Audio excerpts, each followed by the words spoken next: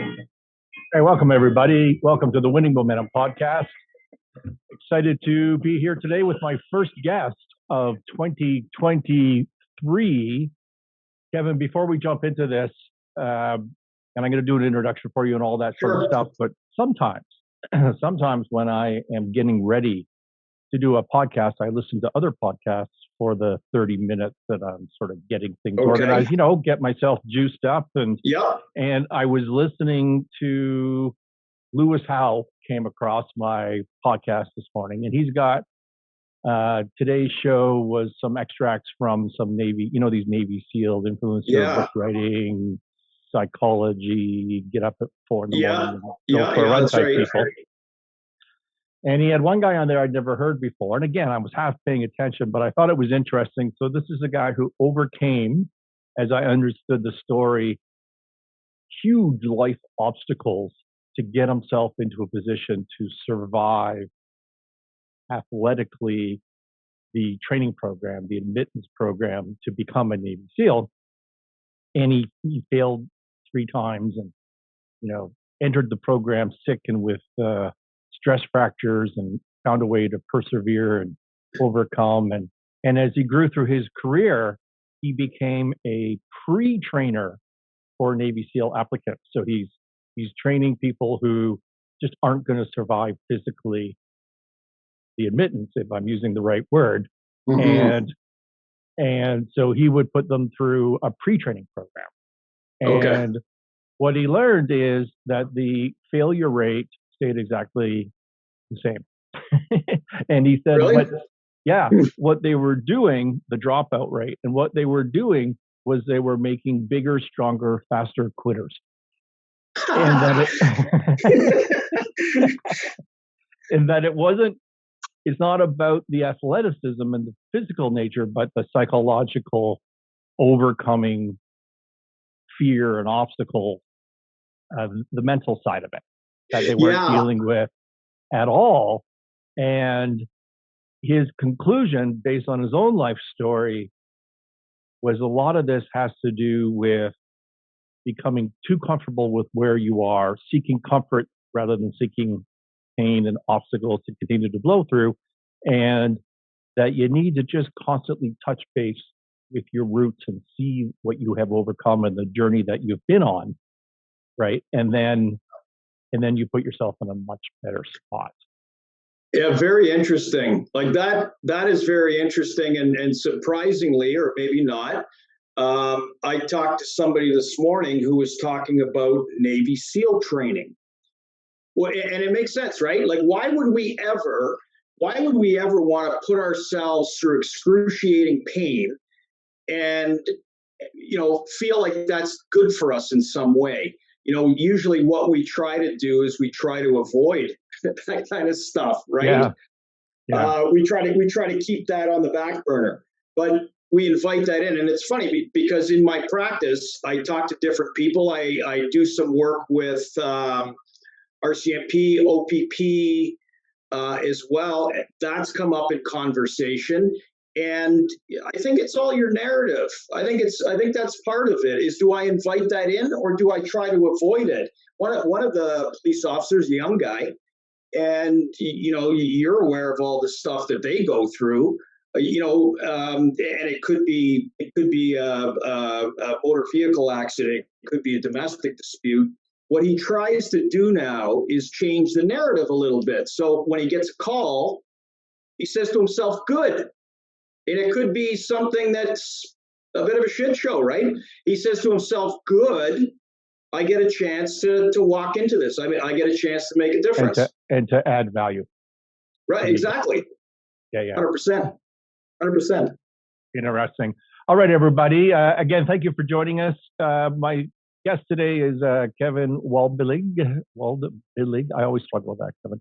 I've known you like 35 years. That's right. It's a strange name. Kevin, well, I was telling my coordinator, assistant, head of marketing today that for 30 years I called you a nickname because we played hockey together.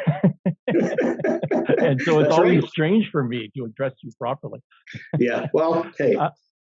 Kevin is a past guest on the show, a registered psychotherapist dealing with mental health and counseling, a career coaching specialist in private practice in the GTA, the Greater Toronto area, for a decade or more than a decade. Mm-hmm. And Kevin, we certainly have some Canadian audience, but we're pretty split between the U.S. I think U.S. is more than Canada, just as an FYI, and we have a bunch of international audience as well. Oh, cool. So we're not GTA centric, but that's where Kevin is from. Kevin's had the opportunity in his career to help and assess, coach, and find creative solutions for over 1,000 clients in a variety of sectors and stages of career development, many of whom who have experienced workplace challenges and difficulties in both their professional or personal lives. He's worked as a part-time professor at Sheridan College, which that's a Toronto-based or Oshawa-based? Yeah, they have a few different campuses, like a lot of the colleges, universities do now. But I think originally based in Oakville. They also have campuses up north as well, Brampton, for example. Yeah. Gotcha. Okay, and a counselor and clinician at the University of Toronto. And continues to, what is counselor and clinician at U of T, University of Toronto mean? You're working with students or? Yeah, I was working with, primarily with students. So my practice was still intact, which is based in Oakville. So I would get a chance to interact with the students, and I enjoy that. I like the buzz on campus, and I like all those things that the students are talking about, and as they look forward to the next steps in their lives. It was really quite good. And you're not teaching at college. You're helping students get through their. Yeah, I've taught at the university. I've taught at the university as well, but I was working in a counseling therapy capacity there. Yeah. Right. Okay. Yeah. Welcome back to the show. Thank you. It's good to be here. Now, you are my first guest of 2023, and I wanted it that way because this is a new year, and this is the time of the year, I think, where people look to rebalance their lives. They take the holiday, certainly I do, take the holiday period to reflect. Yeah. Are my values what I want them to be? What were my successes and failures in the last year? What are my new goals? And just really chill out and go very big picture and think about life and career and business. And I think many others come out of that energized and ready to hit the ground in 2023. But I also think that some people come out of that depressed and anxious, right? Yeah, well, you're absolutely right. And particularly, Kevin, if we look out at the macro world right now, where we have escalating war, who knows where that is going? We've got economic collapse potentially, but certainly inflation hurting people, interest rates hurting people, recession prospects or reality hurting people. We've got, if you're listening to the news all the time, we've got migrant refugee crisis, not just the U.S. border issue, but all over the world. It's just, these migrant stresses, political unrest, young people. I just one of the things that bothers me a ton is the fentanyl poisoning of young, and the numbers on that are just staggering. Now, none of that, to be blunt about it, Kevin, really impacts my personal day-to-day life because I'm super fortunate and I don't have to deal with this stuff on a day-to-day basis. But if you listen to the news and you're on social media, it just creates this whole environment of stress and negativity. And I could see and I sense in my employee base, I sense in because I'm putting out content, I'm on social media, I get comments back that people are just anxious. They're just depressed and stressed. And there's a lot of reason to be that way. And so what a great time to have you on, since this is your area of specialty, and let's see if we can sort some of this out and add some value to the listeners. I will say that I'm completely open to the idea that I'm jaded. we we at a professional level, I've probably been on my top five. 2022 was probably my top five all-time epic fails in terms of where I've been compared to where I wanted to be. It wasn't a good year by any measure. And then we've had some, some family health issues going on. Not me personally, but sometimes. Anyways, so all of that is a burden. I don't know if that's the right word to be using, but all of that just, I'm really personally fighting to be positive through that. Yeah. And for me, that always means revisiting my purpose. Why do I get up in the morning and what am I heading towards? But all of that to say, maybe if I hadn't had that backdrop, I'd be way more positive in the opening of this. And I personally am positive, but I just sensing, I don't think it's just me. I think I'm sensing in the population in general, just a huge amount of uncertainty and stress and anxiety. So leads us to my first question to you is, what are you seeing in your practice this time of year and with all that backdrop of the macro things going on? What's your view on this? Yeah, that's a good observation. And I think what you're saying too, Scott, is that I don't think it really matters right now where you are, what sector you're working in, or whether you're a student. And by the way, you're talking in your introduction about students. They've been whacked pretty hard here when you think about lockdowns and you think about the importance. Like when we were going to school, Scott, the importance of social connection was huge, right? Yeah. And there was a lot of things that we did to create social connection. That was really important. That's in a lot of ways been really taken away from people. And I think the fallout from that we're going to see that for several years down the road. You mentioned a few things. What do I see in my practice, for example? I would say that 80-90% of the people that I do see are anxious in some way. They express very similar views to me, that they're worried about something specifically. And I'm glad that you mentioned we all have biases. Yeah, we do. It depends the way that I was raised. Maybe I was raised in a household that had a particular religious affiliation. That's going to affect me. That's going to affect my worldview, the way that I see the world. As much as we want to consider ourselves independent, we're highly influenced by our parents, by our, the connections that we made in our life, whether or not we've played sports, what organizations did we belong to, or our parents or our family, all of those things.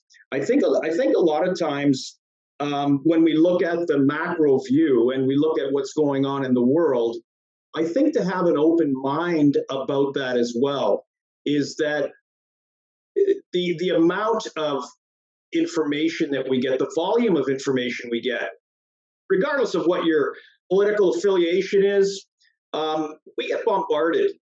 And sometimes the world does a really good job of beating us up, that we have to do what we can on an individual basis to rebalance that, to look at things perhaps a little bit differently.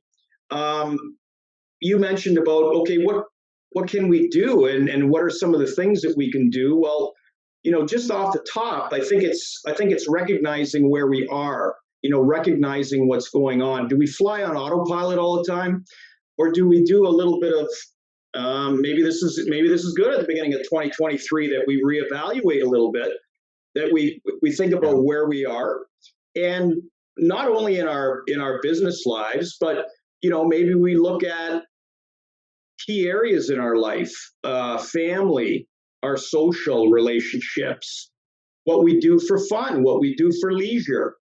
Do I have things in my life where I'm building on personal growth somehow? So those are all really important. What am I doing with my health? And if I'm getting into some bad habits, maybe again, it's time for me to readjust or to think about that. A good activity that I do with with people is I get them thinking about what's important with you. What is the values that you have?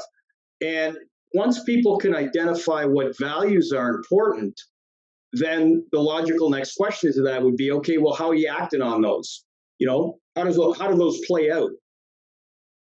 Let's come back to that because I think that's hugely important. I have that in my notes for you today. Okay, sure. About the difference in the order of operation, if I can put it into mathematical terms, between values, systems, and goals. Because I think people do those backwards, is my theory in life. But something out of what you just said that I wanted to ask you, actually, there's two primary things. But one is you said just broadly that people in your practice are stressed about things, perhaps more so than normal. Yeah. But are they stressed about the same things? Or because one of my amateur theories, if I can put it that way, is that there's things that happen in our life that properly suck and should cause us stress. But there's also a psychological element of us just deciding we're going to be stressed, and we go out and find something to be stressed about. And it doesn't really matter what it is. Yeah. Does that make any sense to you? And if that were true, then I think someone like you would see people being stressed, but about different things. Just things like, why am I stressed about fentanyl? It doesn't, like, I'm not taking drugs. I don't have a kid taking drugs. I mean, she's 9. I guess I would worry about that soon. But I just think it's a horrible story that just turns my stomach. But anyways, you understand my point. I think there's an element of something else is going on in our lives and we're going to be stressed. And the topic that we're stressed about maybe doesn't matter as much as we think. I have some clients that I work with, and they've said to me that they're trying to limit some of that noise purposely that comes in their life. So they're replacing perhaps the news before they go to bed at night with something else. And I give them the thumbs up for that because, even when you think about, when our kids were little, Scott, like when what parents do, what do we do when our kids are getting ready for bed, right? We go through this process where we try to ratchet them down. And, what will we do? We'll read a book. Maybe it's bath time. Yep. And then it's bedtime, maybe a cuddle and then into bed, right? But as adults, we don't do that. We'll watch the news, which is probably the most violent show that we can watch. Yep. We'll be on our screens. We're always late. Twitter. Right. I mean, we're going to be checking that stuff, right? So maybe it's just being more mindful of that, like checking in with yourself and saying, okay, am I doing some things right now that maybe really don't help me? I'm getting some lousy sleep at night and I'm not sure why. Well, maybe those are some of the things that we need to check in on. Am I getting the sleep that I need? Back to basics, right? Am I getting the sleep I need? Am I eating properly? Am I moving properly? Just back to basics. But to your point again, I think your question could be answered by just saying about perception. There's a saying about the only thing that matters, I'm paraphrasing, is the way that I perceive a stress. Because I think if 10 people were surveyed, that you'd probably get 10 different answers slightly about things that stress them out.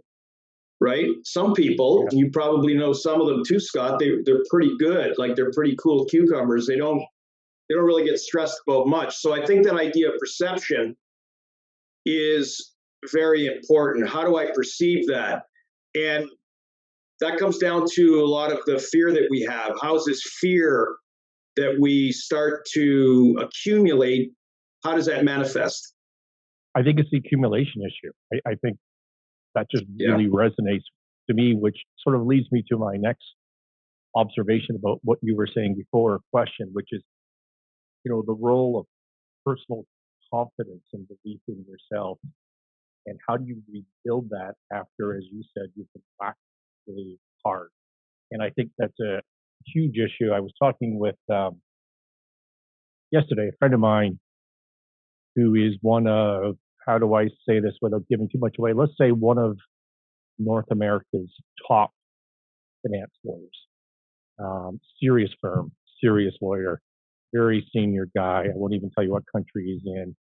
But this particular topic came up, and he said to me, you know, he had learned over his career as he was growing and learning and overcoming challenges, and thrown into the fire as a young lawyer, that when he faced these huge, unfamiliar, stressful situations, that he would become short, angry, frustrated, snap at people, and ineffective. Which, if you knew this fellow, was not him at all. He's the nicest guy on the face of the earth, very caring, very empathetic, and he was then mad at himself for that reaction. And the next day, he would wake up, and because he was in the practice of law, you can't really ignore the problem. I mean, you're being paid to tackle that problem. That's and so right. he'd get through it, and then he would learn that he was capable of getting through it, and then he'd be mad at himself for his psychological reaction the day before, after he had faced his fears. And I said, you know, I know exactly what you mean. I feel exactly the same way as I grew up, and today even as I face things, but I have a different reaction. I don't become short and angry. In fact, I've always been someone who siloed things in my life, and they're pretty hard silos. And so basically I ignore them until they get worse. That's my strategy. And until I'm really faced to deal with it. And then after I do deal with it, I have the same reaction. Like, oh, that wasn't nearly as bad as I thought. And I should have fixed it, 6 months ago. And so it always makes me laugh, because people say to me, Scott, you know, as we're discussing a difficult topic with a professional, with a lawyer, doctor, or somebody, a tax person, say, well, yeah, you can deal with this, though, because you're not the type of person to bury your head in the sand. And I'm thinking to myself, oh, yes, I am. This is exactly what I am. Well, I don't tell them that. But but you know what's funny? It's funny, Scott, you say that, but you know who the worst people are for taking advice? People like doctors. They're horrible, right? Yeah. And somebody that's a big player and they've gotten to the top of their food chain. Okay, I'm the one that's supposed to dispense all of this knowledge, right? So it's very difficult to convince somebody, for example, about taking care of themselves, because why would I do that? Because I'm always taking care of everybody else, right? It's not their pattern of behavior. So I think that that's part of it. And some of this stuff, right? Like my wife and I, we started reading this book called The Daily Stoic. I don't know if you're familiar with this. Ryan Holiday's. Yeah, Ryan Holiday's the author, and what I love about it, it's a one-pager every day. So my wife Rose and I, we grab a coffee, and she's gotten into this meditation in the morning, and I'm out taking the dog for a walk, and in a way that's mindful, and that's part of my meditation as well. But we regroup and we read a passage from the Daily Stoic, and some of these stresses, some of these things have been around for 2,000 years. That people were thinking about. Of course, they're different, but people were thinking about human nature and the things that would bother them that long ago. What Holiday does is he puts it in a modern day context so that we can relate to it. Hey, this is exactly what I'm going through, and it validates us because this is part of being a human being. They were dealing with this before. So, what are your strategies? Like, if I were a client and I came to you and I said, I want to change, but if I don't believe in myself, if I don't have the confidence that I can go over that wall, to me that has to be a starting point, right? And if you've been beat up, if you've been whacked, is the word that we've been using, which is funny. I'd actually written that down in my notes, the word whack. But if you've gone through a particularly stressful event, which could be as much, it could be, I don't want to say as much or as little, but it could be globally pushed on you, like a pandemic where you've been separated from your friends and your family, or your business failed, because you were running a restaurant and everything was closed for 2 years, Yeah. and you just lose sight of yourself and your confidence. Like, what strategies would you advise to start working on that?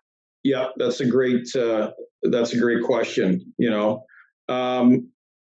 I'll go back to some of the things that I've mentioned before, just to get an assessment with people on the way that they perceive their situation.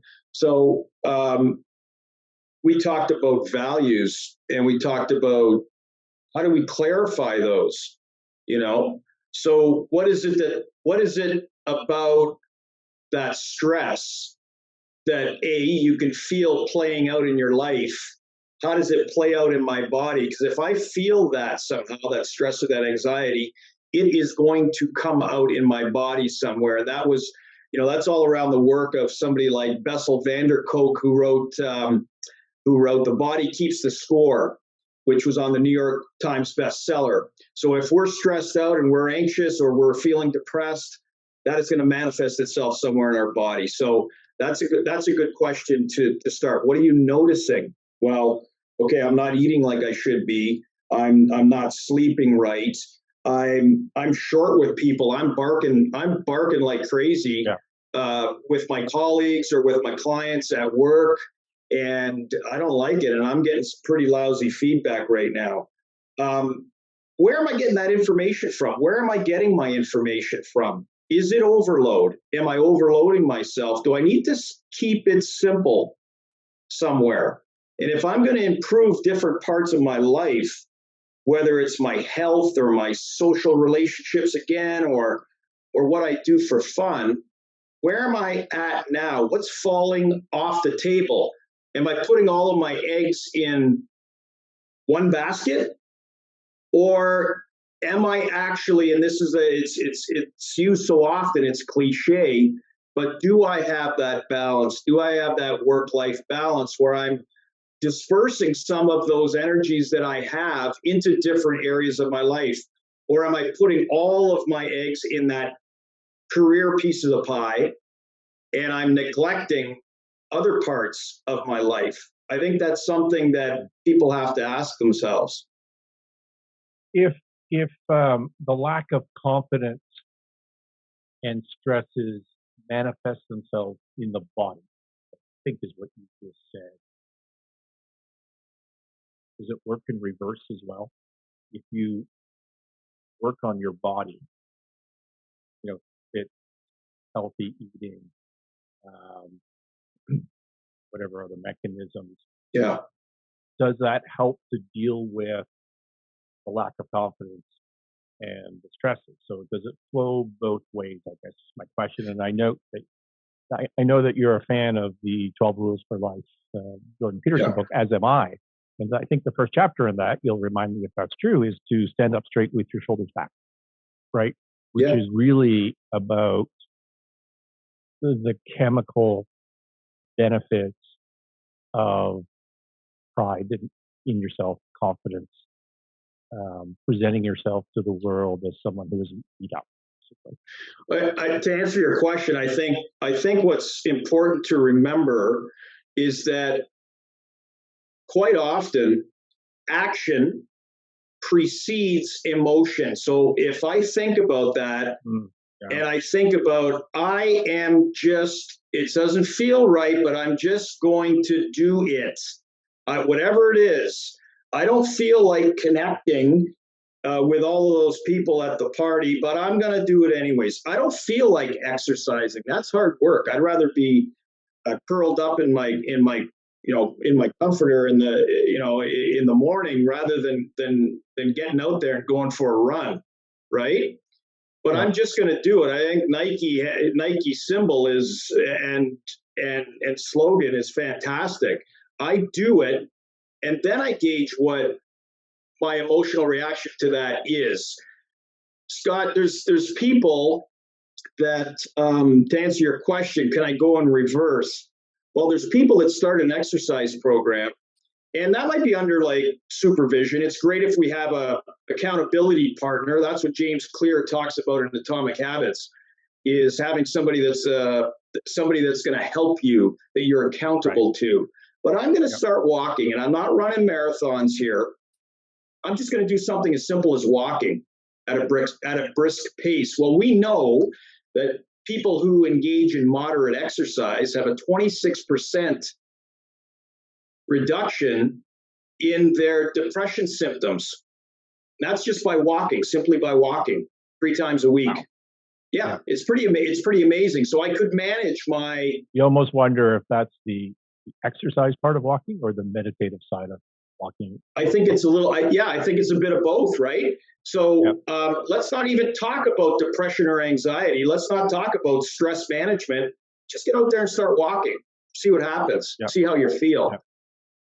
So, and just to add to that, some people do, little assessments about how they're feeling. There's different assessments that maybe a doc would use, or somebody in a psychological context. And we can sort of get a pre-test and a post-test, and then do a pre-test, see how they're feeling, and then come back to that 6 weeks later after an exercise program and do the test again. And maybe a little bit of it is self-fulfilling prophecy, but Yep. people will generally tell me if they're watching their exercise a little bit closer, eating a little bit better. All of these things are correlated. They sleep a little bit better. They don't feel as stressed out, and they don't feel those symptoms that were as strong maybe 6 weeks previous. It's pretty amazing. I think it's incredible, and my personal view, unscientific as it might be, is that there's clearly a physical benefit to that, and that the psychology is tied to the physical, guaranteed. Somebody had a study. I'm going to forget it, but I forget what the study was. But there was it had something to do with the heart feeling emotion, but it was scientifically proved, and that really the brain is not just here. And for the audio, I'm pointing at my brain. The brain is your whole body. It's all an integrated system. And so I do think that the physical side of this clearly has an impact. But I also think it doesn't matter what it is, Kevin. If you set yourself an objective or a goal to get out and walk every day, that's your system, then you do that. That's winning momentum. That's the name of this podcast, right? It's you accomplish something. You're not, you've won. Yeah. Yeah. Which is the 12 rule for life: get up and make your bed. Just do something. Absolutely. Like a lot of this stuff, I think, Scott, goes back to, I think what you're getting into is you're talking about habits. What habits do we have, good or bad? Like if my habit is when work ends, that's when I go for a run. That's when I go to the gym. That's when I meditate or do yoga. Or do I just go home, see that my work day's done, finished, and as a reward, I'm going to pour myself a big one or smoke some weed because I reward myself. So, habits could be functional or dysfunctional, right? I think that's important. Me, what's the routine? What's the habit? Right. So to me, habits are everything. Absolutely everything. And I guess that's where I leads into sort of the next question I have for you. The next sort of area of topic is I want to change. I want to, let's just pick a random goal, not to me personally, but okay. You meet a client and they feel dissatisfied with their career. They're a little bit listless, and they've also put on 20 pounds and they want to lose that 20 pounds because that's a typical New Year's Eve goal.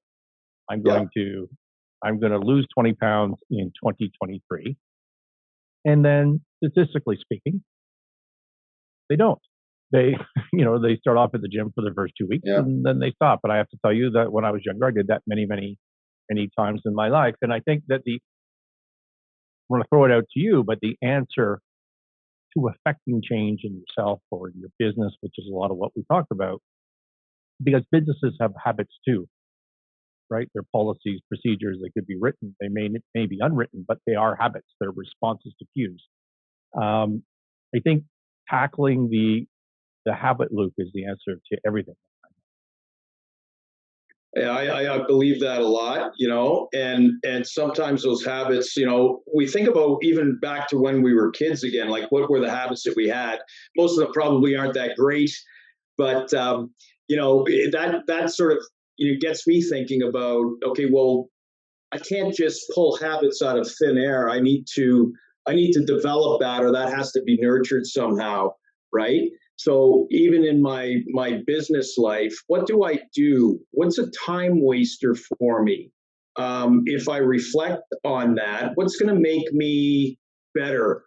What's going to move that dial, even if it's just a little bit? I don't want to maybe make my goals too extensive. I'm going to be overwhelmed by that. But how can I improve just a little bit? And I think part of that too, Scott, is the whole idea of whether it's professional development, whether I have mentoring opportunities or a chance to speak with somebody who does very similar work that I do, because it's very difficult to understand unless you're doing the work.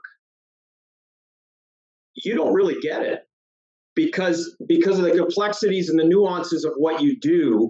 Somebody that does do the work, that gets it, that understands, that makes it easier in a way. They get it, and they can validate you.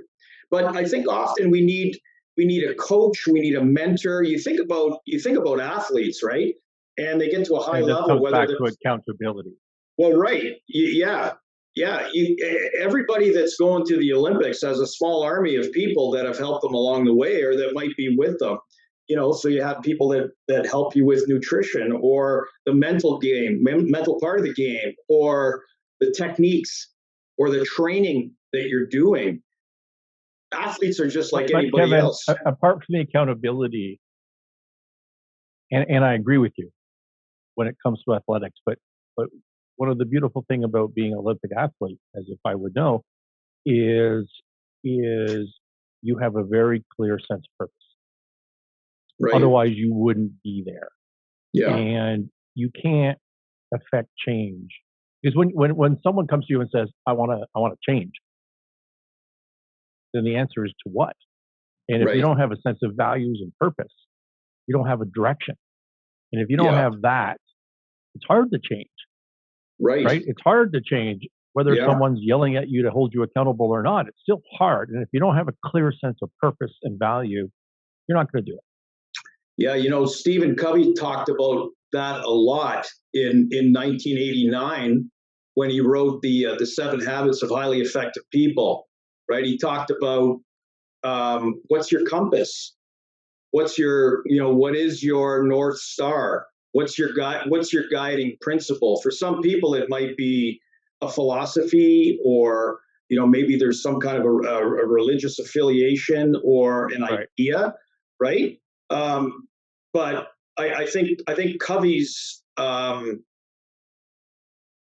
mantra is very applicable to what's going on today.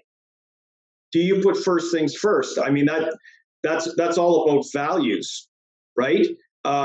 Be proactive. Think about the end game. What's the blueprint? What is the blueprint? How are we going to get there? Those things are really seek first to understand. Maybe we do a little bit too much talking and we're not listening well enough. Yeah, that makes a lot of sense. So if I just bring this to our hypothetical example of someone says they want to lose 10 pounds in the new year, and that's a goal that is separated from, is that the word I'm looking for? Detached. That's a better word. That is detached from any purpose or system. It's a goal that's destined for failure in my mind. It's not attacking the habit. So what I try to think about, and you can add to this or correct me where I'm wrong, what I try to teach is, you need to first start with values, which is a purpose. And so my value or my purpose, my personal one in that situation is not to lose weight, not to bring my blood sugar down, but rather I'm older and I have a 9-year-old daughter and I want to live a longer, healthier life. Right. Yeah. So Right. it's an undefined direction, I call it. You're in the middle of a dark woods and I'm like, I want to head over here. That's where I'm going to try to go. Okay. And you need to start with that. Right. And then you move from that to systems. And as Scott Adams would say, who I listen to every day, systems over goals. And a system is a new habit. It's changing the habit loop of trigger, action, reward, routine, reward. That's the word I was looking for, right? Yeah. And so you create a system. And so my system, I might have several systems to head me in the direction of that value, but my system might be, I'm going to go walk the dog every day, as my friend Kevin just told me to do, right? That would be a system. And then a goal, to me, falls out from all of that.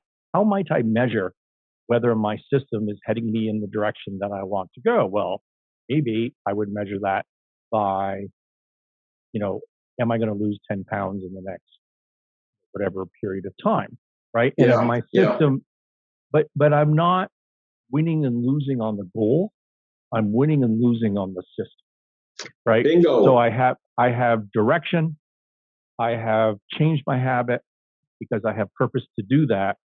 And the goal is not the purpose of all this. The goal is just a measuring tool to see whether my system's working. And if it's not working, change my system. So it's heading me more in that direction.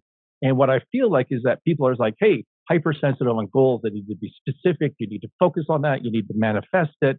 And my problem with goals is you spend your entire life in a sense of failure, because I want to lose 10 pounds. Well, I haven't met it yet, so I'm a failure. Oh, tomorrow, I haven't met it yet, I'm a failure. Oh, tomorrow, I haven't met it yet, and I'm a failure. And then one day, I've lost that 10 pounds, and guess what? I don't have a goal anymore. So I just start failing again because I set a new goal, right? I agree with you 100%. Lots of stuff coming out these days, right, Scott? With goal setting, there's a place for it, and I think it's important. But I think the whole thing about the system, the process, is important. Like, hey, you've engaged in some pretty crazy sports, right? But you're also I know you follow hockey and you're keen on that. So whether it's golf or hockey, if I'm going to get better at that in an athletic context again, I better look at my system. I better look at my process of how I'm going to get there. If I want to be a 4 handicapper and I'm an 8 or a 10 now, how am I going to get there? What am I going to do? And I think you're right about goals. I think we get let down time and time again based on goals. So to your 10 pounds example, well, what if I lost 9.5? You're a failure. I still failed, right? Yeah. I made some progress, but I still failed. I'm not there yet. I do exactly that in business. I do exactly what I'm saying, and I avoid what you're saying in business all the time. People, we're trying to affect rapid change and substantial change within the company. And like, okay, well, we need a budget. Well, no, we specifically do not need a budget, because a budget is a corporate mathematical goal. Mm-hmm. Like, I want my revenue to go up 10%. I want to lose 10 pounds, right? That's not what our fill rate and maybe that's getting too technical, but I worked with a company a couple of years ago that was a huge successful turnaround, and their fill rate, which means if they're big box retailer customer, pick on, I don't know, Home Depot, right? They issue an order. How often did you ship them that order in full on time, right? So if you sent them, they order 100 units, you sent them 100 units within your policy, that's 100% fill rate. You sent them 90 units within the time frame, that's a 90% fill rate. And in that business, if you don't have a 95 to 98% fill rate, you're not a supplier to that retailer anymore. Yeah. Right. Yeah. And so I step into this company and I say, wow, what's our fill rate? And the answer was like 30%. It's like, I can't even imagine that you're still supplying these customers. It wasn't Home Depot, by the way. That was just an example. And so the fill rate's deplorable. Now, if you go to a reasonably sophisticated management team in trouble with a 30% fill rate and you say, okay, well, we need to do better, then people are going to put up their hand and they're going to say, okay, we can get to 50% this year, right? Yeah. And, because that's the budgeting mentality. And I say, bullshit. Our corporate value is 100% fill rate. Every decision we make is going to be tied to, are we moving ourselves closer to 100% fill rate, right? And we're not winning or losing on 100%. I don't expect us ever to be at 100% fill rate. You say that up front. That's not the point. The point is it's a value. And we're going, not a goal, it's a value. And everything we do moves us in that direction. And we took that company to a 98% fill rate in 1 year, in 12 months. And we became That's amazing. Profitable. And if we set a goal of 50%, I guarantee you we would have been at 45. Do you, I got a question for you, Scott. Like when you're looking at something like fill rate, do you present different ideas to companies based on other companies' successes? Like, would you say, okay, I'm going to give you an example of something that I've worked through already that's going to provide us with a model of what they have done specifically, and we're going to try to replicate some of the things that they have done in order to get to that level of being, of excellence, No, I don't. And I'm not saying I shouldn't. I'm just saying I don't, because I've been doing this 30 years with hundreds of companies. And so I have my own little database in my head, and a methodology, frankly, to go about these things. And that's why I started doing content, to try to help people do better in business. One of the things I wanted to talk to you about today was the psychological impact of side hustles and fulfilling your passion, and what people are being sold on social media to compensate for being lost and having a lack of purpose in their careers, right? And they're being pitched freedom, getting away from the man, passive income, not having to work too hard. And when you look at the hard numbers, Kevin, in business, in the U.S., new business applications peaked late into the pandemic, so let's call that last year, at about 500,000 new businesses per month, call it 6 million per year. New businesses, 90% of those new businesses will fail, in the sense that they will never, ever, ever, ever pay their founder a living wage. Ever. You can't eat, pay your mortgage, have a normal life. That business, and of the ones that do manage to pay a reasonable wage or salary to their founder, 80% of those never create wealth, intergenerational wealth. In other words, you don't create a bunch of value.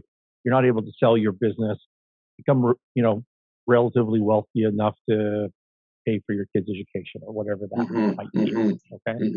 Or at least to pass down some funds. So the failure rate is astronomical, which no one ever talks about when they're pitching people. Go off and do these, find some balance and follow your passion and get passive income. Right. And so just to tie back to your question to me, what I've learned, one of the things I've learned is that dealing with businesses that are in trouble is exactly the same as dealing with high growth companies. And the reason for this, you're going to love this, Kevin, because the 12 rules for life, the dirty little secret is that I steal all that content and repurpose it for businesses instead of individuals, because it's exactly the same. And troubled businesses are chaos over order, and high growth companies are chaos over order. And you need to find that balance between order and creativity. And I've created unknowingly, but just through trial and error over 30 years, that's what I've learned. And that's why I try to come forward with this content, with the Winning Momentum content, is to apply that to a business scenario. And so no, I don't look at third party or external examples. I just draw on my own experience, but it's all the same stuff. And I've also learned, Kevin, that in medium and small businesses, so businesses that don't have a lot of employees and systems built, where they're overly reliant on one individual or group, a small group of individuals, that the personal psychology side of this is a huge impact on business results, right? Can you overcome your fear as an entrepreneur? Yeah. How do you affect change as an entrepreneur? Are you a leader? How do you lead people? Are you a tyrant, or do you try to empower people, right? Can I jump in? I just want to jump in there for a second, Scott. Yeah. That's interesting, because I think that becomes a culture question. How do you have people buying into that? Because we create stories about not only ourselves but the organizations that we live in. So how do we create those stories? Because we do have a tendency, there's a psychological tendency to discount the positives, maximize the risk. Some for very good reason, right? But we think about the risk, and we can talk ourselves personally or organizationally out of, I think, almost out of anything. So I think that becomes a cultural question: is how do we then create a feeling that we're all going in the same direction here? And this is about leadership too, right? How are we all going in the same direction here? How do we keep everybody on board that there is some buy-in there, that we are going in the right direction? I think turnarounds are 100% about culture. So you're dead on, right? Okay. Mm-hmm.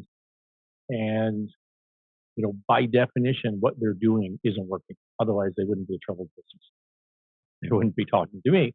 Therefore, they need to change. Well, that begs the question, as we said before, if you want to change, in what direction? Yeah. And to do that, you need values.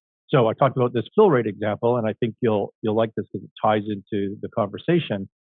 What I did there is I said, okay, here is a value, 100% fill rate. We'll never achieve it. I don't care if we achieve it. That's a value with which we use as a very limited number of values to make every single decision that we make. Does that help fill rate? I can see some of the eyes rolling at that point. Not really. Not really. Like at one of my companies, Kip Innovation, I don't mention my client companies, but I can mention my companies that I own. Yeah. Bought it out of bankruptcy, very troubled entity. And I said, here's our 4 corporate values. One is teamwork. We work together as a team. Second is integrity, which broke down into openness and honesty. Mm-hmm. Third is perfect deliveries. And the fourth is perfect quality. Do I expect you to have perfect deliveries? No, I don't. But do I expect you to make decisions and act in such a way that has integrity and teamwork to head in the direction of being perfect on deliveries? Yes, that's what we are as a company. And it's not up for debate. Those are our values. If you don't want to buy into that, don't be here. Don't be here. Like, I'm not into negotiating this. This is the values that I'm putting my money behind. And so at the fill rate example, the client company, I said, we're going to strive for a perfect fill rate. And if we get to 60% when we used to be at 30, I don't see that as a failure. If we get to 98% instead of 100, I obviously don't see that as a failure. The point is, this is something that we value in the true definition of value. Yeah. And then what I did is I said, okay, well, why aren't we achieving these fill rates? Like, what's the low hanging fruit on this? And the answer was in that situation, attainment. Attainment is somebody came up with a schedule. This is what you have to produce today back on the line. And then you produced it. Oh, that's 100% attainment. If you produce half of it, that's 50% attainment. And in manufacturing, particularly that type of manufacturing, I won't disclose, but in that type of manufacturing, if you only made 50% of what you're supposed to do today, then tomorrow you're like, what do I do now? Am I scheduling 150%? Like, yeah. How do I catch up on this problem? Right. And it just compounds immediately. So attainment. Okay. What are the reasons that we didn't produce what we were supposed to today? What are the possible reasons? Well, the machines broke down. It's maintenance. People didn't show up to run the machine. That's HR. We actually made it, but the product was rejected out of quality. There's a quality problem, right? Materials handling. Everybody was there. The machines were ready. The quality people were there to check, but we didn't have the inputs to go into the system because no one figured that out. And so what I did was I identified the habit loop, which is where I was heading with all of this. Right. Corporately, okay? And the habit was because it used to be owned by a tyrant, not my client. He bought it from the tyrant and then was lost. But the tyrant used to be out there back by himself, and he cheated and was doing things that weren't legal to actually get the numbers up. And of course, my guy stopped doing that immediately and then found all the real problems. But because he was a tyrant, they would start the day to produce, they would have a failure, and then the employees would scatter and hide, and no one would try to fix the problem. Yeah. Okay. So trigger, the line shut down. Routine, everybody stuck their head in the sand and hid. Reward, they weren't yelled at and reprimanded by HR, right? Trigger, routine, reward. So you can't change the trigger. It's the trigger's got to stay the same. What you want to do is define the new routine. This is the habit. This is what I want you to do when that happens. And you need to change the reward. So what we said was okay, if we didn't produce what we're supposed to do today, that's the trigger. What I want you to do is fill out this form because it's now a positive. Fill out this form and tell us what went wrong and what you personally will go do to fix it next time so it never happens again. And then the reward was an acknowledgement, a scoreboard in the back. Your participation goes in your HR file for raises at the end. And like it just turns the whole thing into a positive. Well, it's validating what people do, and they're taking some ownership of that, right?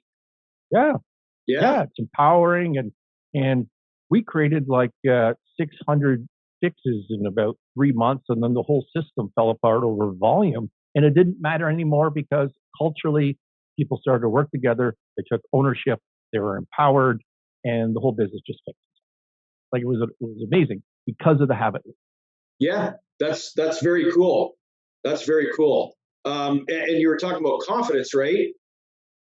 Like that would just logically fall right into that, right? People aren't doing high fives when their growth is like this. They're not going to work every day getting excited about that, but to be part of something where they feel like they're part of a team or they have some input into that, that's when people really get excited. To me, I think that the confidence comes from momentum, which is why this podcast is called that. Yeah. And so what is momentum? And I describe it in a business sense, probably a personal sense as well. You could comment better on that than I could, but in a business sense, it's just you as an employee wake up in the morning knowing that today is going to be a little bit better than it was yesterday. Yeah. Right? You have positive momentum. And if you have that in a business environment, your business will attract resources, both human and financial. People want to work for a company, even if it's a shit company, as long as it's moving in the right direction. That's exciting, right? People want to work for that. People want to invest in that. Or you can have a great company moving in the wrong direction. People want to get off that ship, right? I think there's not a great big distinction between personal growth and organizational growth. Exactly. I think that when you think of a term like best version, what's the best version of either myself or the organization that I work for? And if I could move every day, when I'm thinking if there's something that I can do or contribute to that vision that moves me closer to best version, then I'm doing something, right? And all the authors would point to the same thing. You want to get a little bit better each day. You don't want to revert back to where you were, and you want to feel like you're moving ahead. I would say you also repeat those patterns that get you motivated and keep you moving. I think that's confidence in a nutshell. I agree. Yeah, I think that's great. We're getting probably right around our time limit right now. I had other things to talk to you about, but we can move on and wrap this thing up. Is there anything else you wanted to tackle before we? I did want to talk about just very briefly is and maybe I don't know if you could comment on that, Scott, but just some things that have happened post pandemic as well, and what's happening in the work world, and the idea of this great resignation, right? That's one of the terms that you hear all the time. It creates these You're trying to HR get problems. me re-shadow banned in 2023. This silent resignation. I'm just going to leave, right? Quiet quitting. Yeah, quiet quitting. Presenteeism, independent contractors. You mentioned it before about side hustles. Some of the changing demographics that we're seeing at work, whether that's based on gender, based on immigration, the idea of work-life balance, and I think within there, from my point of view, I think we've seen a lot of changes, post-pandemic, and as I mentioned, I think a lot of these things are lagging, and that they're going to catch up to us. We've certainly seen that with individuals' mental health. There is a spike in self-harm. There's a spike in suicide. There's a spike in people that have anxiety. So those things are there, and I think organizations have to be able to address those. Before we talk about organizations related to all of that, let me bounce my thinking on this issue. Everything that you just described, the seeking balance, not chasing the buck, loneliness, increased suicide rates, increased drug use and substance abuse, side hustle, passion, like all of that to me are symptoms of greater value needs not being met coming out of the pandemic. Yeah. Social interaction, purpose, right? The whole idea of this is what my life was about, got the crap beat out of it during the pandemic. You lose touch and connections with family and friends, many people did. And now you start to, as a symptom of that, I don't have a purpose anymore. So therefore, why am I working my butt off? And that's why I'm depressed. And then we start looking for solutions on the symptoms as opposed to on the problem. Right. And we're not addressing the problem. So I started off the show talking about my conversation with a continent leading lawyer in the finance area. And the other thing that we were talking about was, he said, things are starting to come back. We now have a rule where the non-partner staff, the associates at the big law firm, have to be in the office 3 days a week. And they're getting a lot of pushback on that. But F them is basically what he said to me. He didn't use just the F word, just the F letter. He said, this is just the way it is, and they're going to have to suck it up. And to which I asked him, I said, hey, I have a question. How many of those associates come in 5 or 6 days a week or 7 days a week, even though the rule is 3? Because that's what I would have done. Guaranteed. If I knew the rule was 3, I would be there every day, right? Because you're a competitive. You're a competitive guy. But you can't be competitive without purpose. Yeah, true. Right? I agree. It's not about making more money. It's that if you're competitive, it's because you see a game, you see a purpose, and you want to win at that game. However, you define that for yourself. That's right. It's not because I want to just beat down this other person in the cubicle next to me. It's not about them at all. I wouldn't even think about them. I would just think, hey, I can game this system and overachieve, right? And I don't understand young professionals in that environment who think that they're going to get equal promotion, equal raises, make partner when they're the ones not showing up 5 days a week and their colleague is showing up 5 days a week for nothing other than the fact that it's the person that showed up every day that went out for the beer with the partner at night and developed that human connection.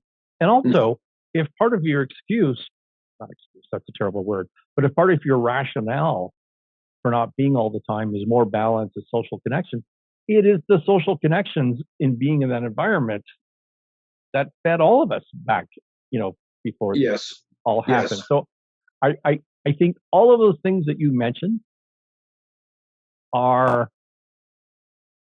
symptoms of just losing who we are and what our purpose is, because we've all been whacked in the last couple of years. Mm-hmm. And I think those people haven't recovered. Like I was laughing at you or teasing you about shadow banning in 2023, because I did a show in 2022 and I think it was just 10 minutes that I mentioned the word fight pitting. But oh my goodness, the old white man is forcing us to be slave labor, like kind of attitude. Yeah. And I was like, it wasn't my point at all. My point is, if you're 25 and you're at a university and you're starting your career, that's the time when you're supposed to put the work in. You're supposed to pay your dues, because everything in life is about compounding. It's building a base and going on that, building, it becomes exponential. Yeah. Your success, right? And if you never bother to put in your base, what does that mean for the rest of your life? I think we're confusing hard work with work-life balance. So if I'm going to have work-life balance, that somehow gets me off the hook.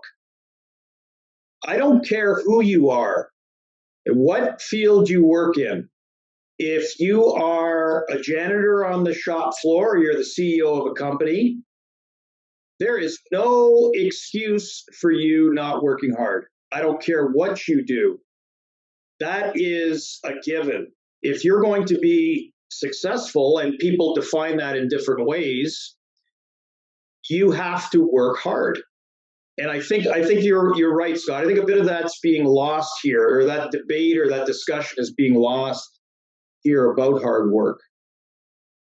Yeah, and I should say, I'm look at, if you're young professional or just a high school graduate, and you've gone into work and you're making X dollars an hour, I'm completely fine with you having a separate entrepreneurial side hustle, dream business that you want to create, and doing your 7.5, 8 hours for your hourly wage, and then going to another environment and working until 2 a.m. on the next day. Yeah, I'm fine with that. That is paying your dues, right? I'm perfectly good with that. What I'm not good with is this idea of work-life balance and passive income and just chilling and being an influencer. I'm not okay with that at all. And I recognize the work-life balance. You're going to push back on me, Kevin, and I think that's going to be a definitional thing. But to me, there is no such thing as balance. There's only a choice, and that choice can change, an hour from now. But if you're working on your business, you're not working on your family. And if you're working with your family, you're spending time with your family, and you're present in the moment, you're not working on your business. And somebody else who's competing with you is working on their business. I can promise you that. So are you okay with that? And if you are okay with that, that's fine.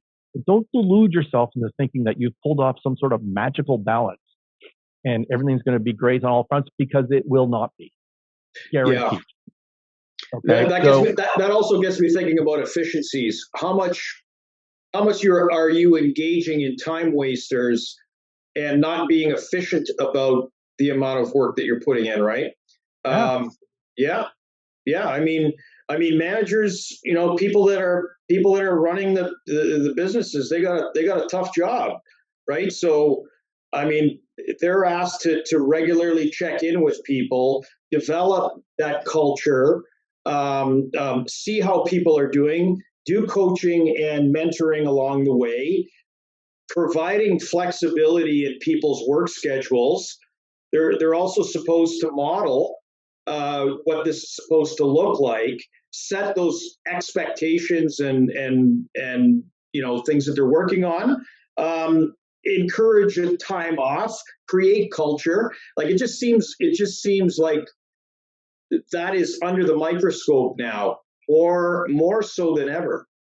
And just recognize that's a tough call. That is tough to do as somebody that is a leader in an organization. Yeah. Look, I just know that I've never met, talked to, or read anything about an ultra successful person in any endeavor. But someone who is the elite of their particular field, they never talk about balance. Yeah. Ever. Yeah. Right? It's about focus. So don't tell me that you can grow up to be a billionaire and have work-life balance. That's not going to happen. No. Right? I agree. But you can be present for your family. You're just giving up something, and you need to be okay with that. So again, to me, it comes back with purpose. What is my purpose? So for me, I want to be ultra successful in business, and I do pretty well. But I put two major limitations on myself. One is I agreed for a lifestyle for my family to live in a very remote area on top of a mountain where it takes me a 4-hour drive just to get to an airport. Okay. That's a handicap in terms of my business success. And I have a 9-year-old daughter, and since the day she was born, I made a commitment to myself that I would be home 50% of the time and available. Mm-hmm. No matter what my travel schedule, I will. Yeah. If I'm away for a week, I'm home for a week. And I've done that. I've never violated that. I've done way more than that during the pandemic, obviously, because I wasn't traveling. But I could be on a plane every day of my life working, if I didn't have that family. But I made that commitment to myself, not even to her, just to myself. I'll be home. So I'm okay with that because that's my purpose, because that's the value I set up for myself. And I work within those constraints, and I recognize that I may do really well, but maybe I'm not going to get to hear on the audio podcast. I'm, using my hands all over the place, but I'm going to get to a 8 out of 10, but maybe not a 10 out of 10 because I put those constraints on myself, and I'm happy with that. Yeah. Yeah. I think part of that as well is I think there has to be an understanding there. And that's what I think that's where the communication piece comes in with people, is that they have to understand, people that are close to you need to understand that as well, because again, 10 people in the room, they're going to have 10 different definitions of what success is or what their purpose is. So I think it's just getting a good handle on, if I know you, then I will know what your purpose is. It's clearly defined, or I will know what your thoughts are around work in general, right? It's getting to know people and getting to know what motivates them, getting to know what their goals are, and ultimately purpose. Yeah, I agree.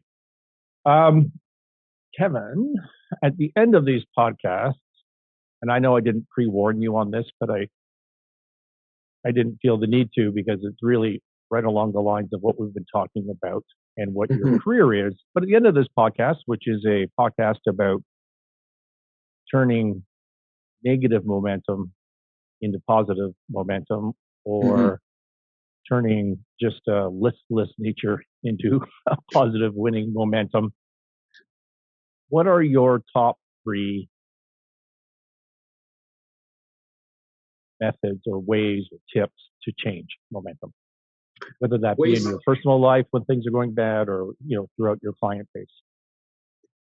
I think there has to be top 3. I think you have to find in your life some way to calm those demons that you have, and I think there is a variety of pathways. Or when you say demons, do you mean fear, or do you mean it could be fear? It could be fear. It could be anxiety. It could be thoughts. There's an expression that I read out of a book called Buddha's Brain. And it was interesting because the author, Hansen, says that inside ourselves we have 2 wolves. You have the wolf, the good wolf, you have the bad wolf. And the wolf that is going to emerge is the one that you feed the most. So how do I feed the wolf? Hopefully it's the good wolf that I want to emerge. So what do I do to feed that wolf? And I think part of that is that reflection, that calm that I need in my life. I think the second biggest thing is know thyself. Just know what your interests are, know what your passions are, know what drives you. Because again, that's going to be very, very different between a number of different people. So know yourself, get a better handle on yourself. Maybe it's feedback from other people. Maybe you do some assessments. Maybe you really get a handle on, some of those key areas of your life. And I think the third one is do some work that is going to be right at the bottom of, I don't know if you studied this or remember this in school, Scott, but right at the bottom of Maslow's hierarchy. Do you remember the triangle in Maslow's hierarchy? Right on the bottom. That's keeping it simple. And that's keeping it simple because that deals with basic physiology. What am I doing with my sleep? What goes into my body? What am I eating? And am I moving? Am I exercising? Because the payoffs, I believe, are immeasurable. And you cannot move to subsequent levels on that hierarchy unless you cover off those basic ones that are along the bottom. I'd say those are my top three. Interesting. Love it.